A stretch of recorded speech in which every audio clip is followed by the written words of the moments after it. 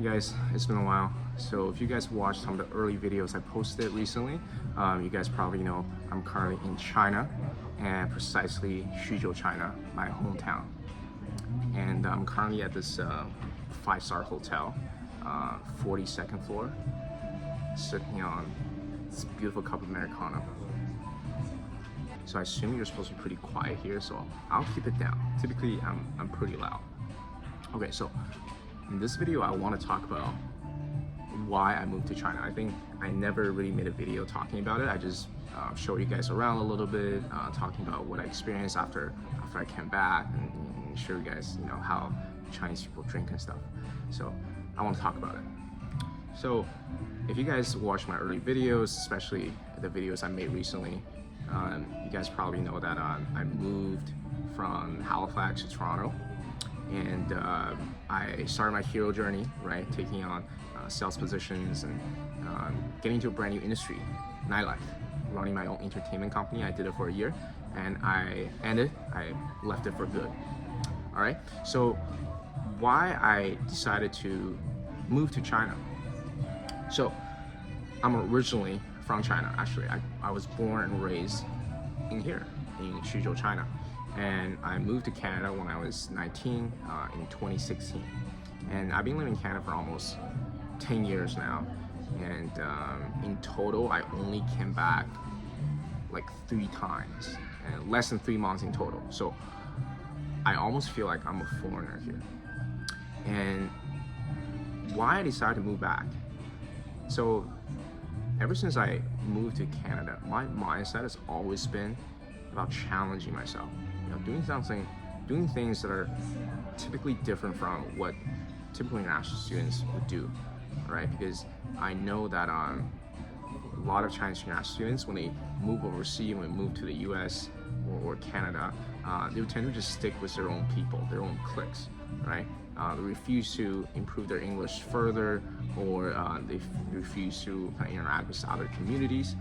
So I want to do something that's totally against the grain, right? That's why since day one, I was putting a lot of effort in my communication skill, my English, my social circle. And first year university, right, I decided to get into the university debate team. Initially, I was brutalized, right? I wasn't winning at all. And after a while, my skill picked up. I started winning different tournaments. Also during summer holidays, I was doing a lot of sales positions like street fundraising, door-to-door sales, those are the things that are kind of unimaginable for like your average Chinese international students. After I graduated, I briefly worked as a product manager for 1.5 years. And like I said earlier from the previous video, I really wanted to sharpen my skills in communications and sales further, because I believe a communication skill is the most important skill. And that's why I got into sales. But for the longest time, I feel like I've been downplaying myself, been underselling myself, right? I never give myself a chance to play at the fullest potential, because it doesn't matter how good my English is, I still speak Chinese, right? I still have this part of me, this integral part of me that can really help me in the long run, but I never allow myself to play this card, right? For example, I was working at just your typical corporate America, corporate jobs, right?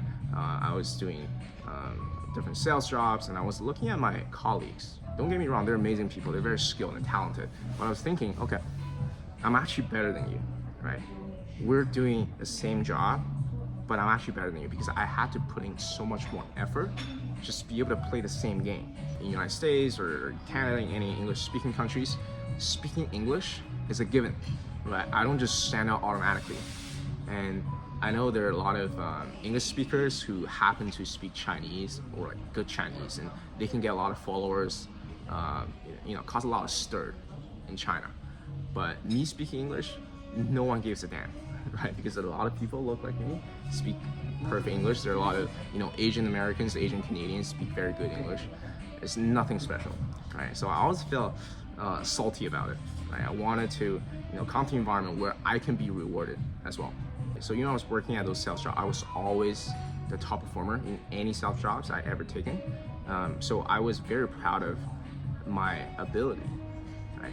But deep down, I was thinking, one day, just one day, I'm gonna give myself a chance to maximize who I am, my potential, right? Because I fully believe that choosing is more important than hard work. Hard work is just a given, right? Everyone should work hard. But you need to find like an equal playground to play your unfair advantage, right? So I always wanted to maybe one day come back to China and look for opportunities here. And in the West, right, especially a lot of friends around me, they kept telling me, William, you're from China, and China is really catching up. China is rising up. It's going to be the new superpower, right? And it will be the end of the United States, for example. That's what everyone says, right? I was obviously feeling proud of my country, right? My country has been catching up. However, I never worked in China. I never really lived my adulthood in China. I couldn't really feel the development of China, the rise of China. So I always wanted to come back here. These are the top reasons why I decided to move back to China. And obviously I miss my family members, miss my parents, my mom and dad. And yeah, here I am in my hometown. So I do find myself aligning with the North American culture more. So I do think North America or the West will be my final playground. So I don't plan to stay in China forever. Maybe staying here forever, who knows? But so far I feel like North America is still my playground. I'm here for maybe 6 months to a year, at least 6 months.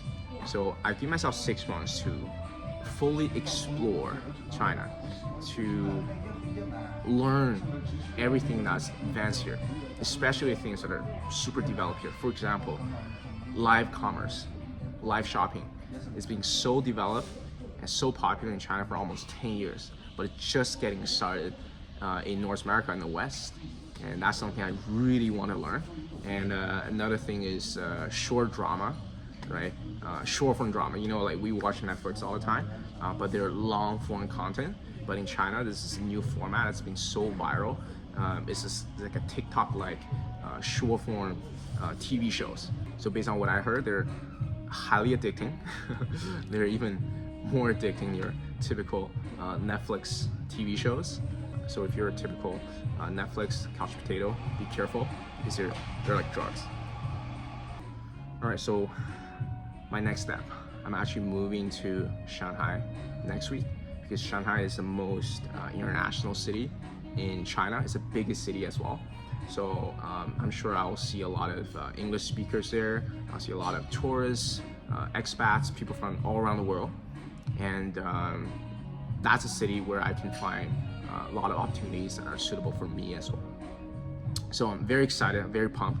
So I'll document my whole journey, you know, all the way from finding my Chinese apartment, you know, shopping in China, Chinese culture, different amazing gems and spots in Shanghai, social networking there, and everything. So a lot of amazing content coming up. Stay tuned, you don't want to miss it. All right, so this is today's video. If you enjoyed the video, consider subscribe and hit the like button.